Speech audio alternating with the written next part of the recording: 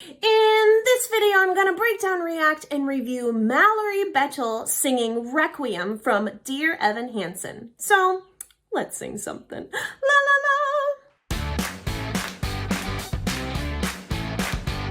If you are new to my channel, be sure to like, subscribe, and hit that little bell icon because my channel teaches you how to sing. Yay!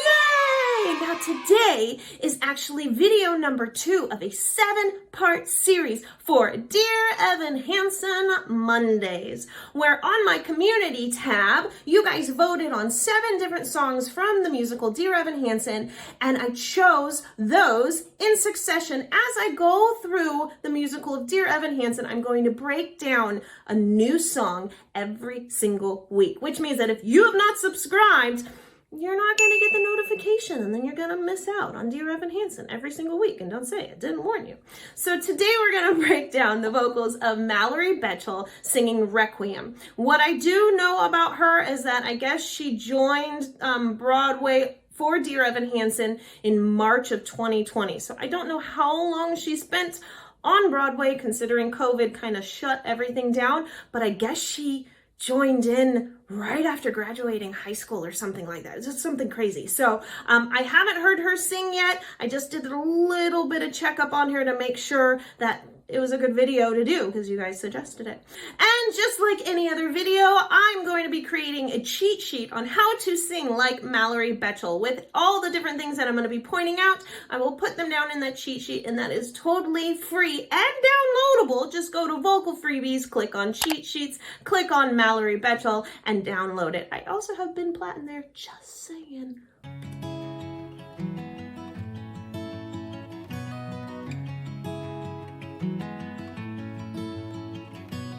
Why should I play this game of pretend? Remembering through a secondhand sorrow, such a great son and wonderful friend. Oh, don't the tears just pour? I could curl up and hide in my room, there in my bed still sobbing tomorrow. I could give in to all of the gloom, but tell me what for? So she is definitely popping up that larynx. So she basically, what you're doing when you're placing that sound up in there is that you want to kind of crazy face out the top and open up those nasal turbinators, and that's helping her to do those quick changes. Da da da, tomorrow.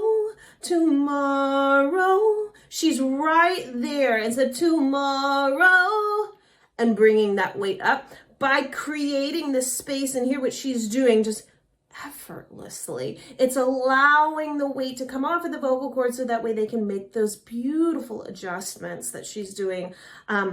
Really has almost like a folk feel to it, whereas in the musical I didn't notice that as much.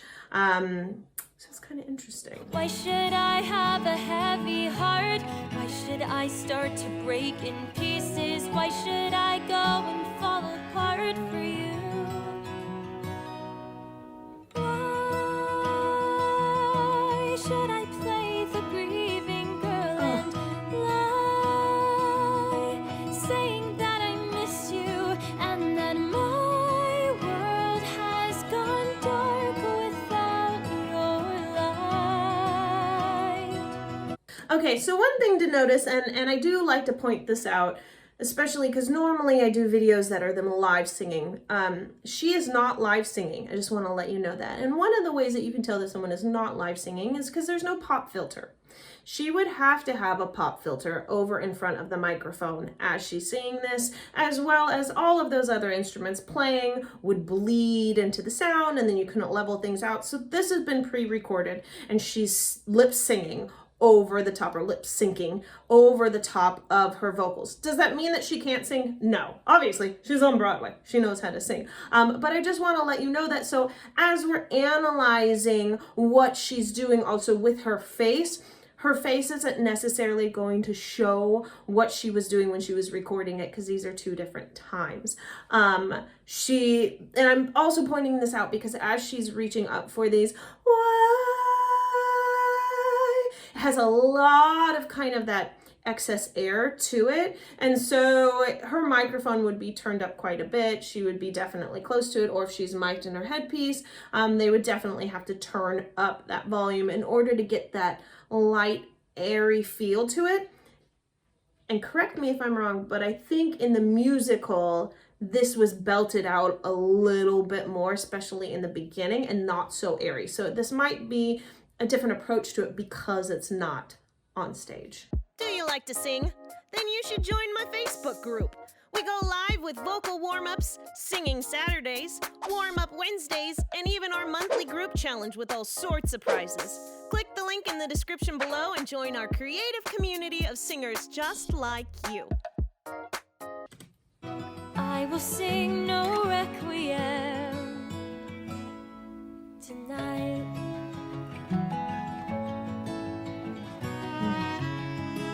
I do like the song though. You were the flood that swallowed us whole, refusing a love we endlessly gave you.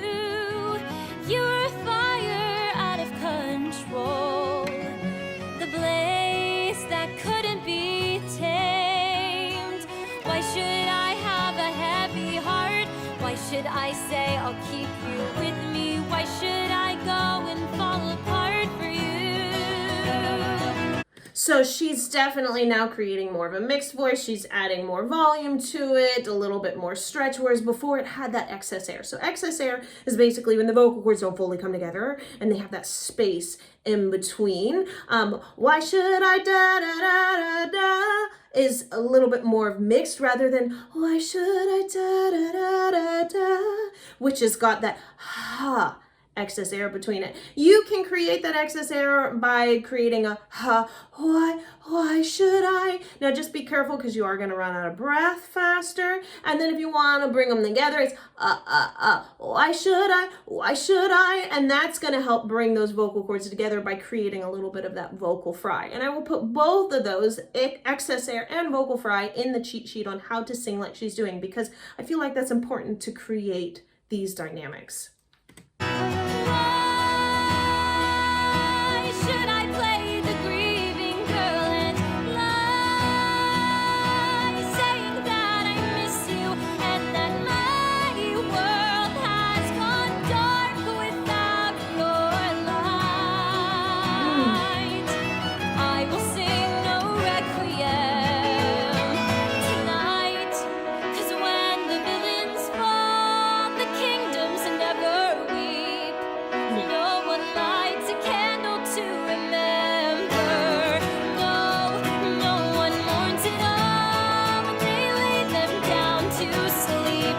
So don't tell me that I didn't have it right. Don't tell me that it wasn't black and white. So notice also on those big belty notes, she's really opening up the space. Black and white, not white, white. It's big open spaces to create that dimension. After all you put me through, don't say it wasn't true, that you were not the monster that I knew. 'Cause I cannot play the grieving girl and lie, saying that I miss you and that my world has gone dark. It's interesting because having seen the Laura Dreyfus, is that her name? The other one who originally played this part seemed to play it with a little more roughness around the edge, and she plays it with definitely more of an innocence to her. I don't know, preference wise, I know we're always going to pull for the originals, right? But kind of pull for the original. But I'd love to know what you think and why. Don't just be like, I want to know why, because it is interesting to go for more. She seems younger, and that might almost fit the target age that they are going for in the story. They're supposed to be in high school.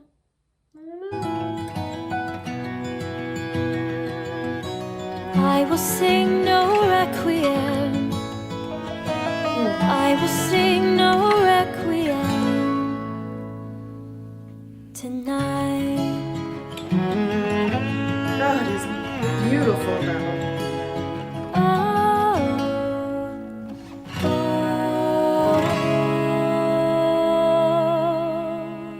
Go ahead and click here for my free downloadable cheat sheet on how to sing like Mallory Betchel, as well as Ben Platt and other people from Dear Evan Hansen. Click here for the entire Monday Dear Evan Hansen playlist. And if you are a singer, then you should be in my Facebook group. The link is down below, and I will see you in the next song. La la la.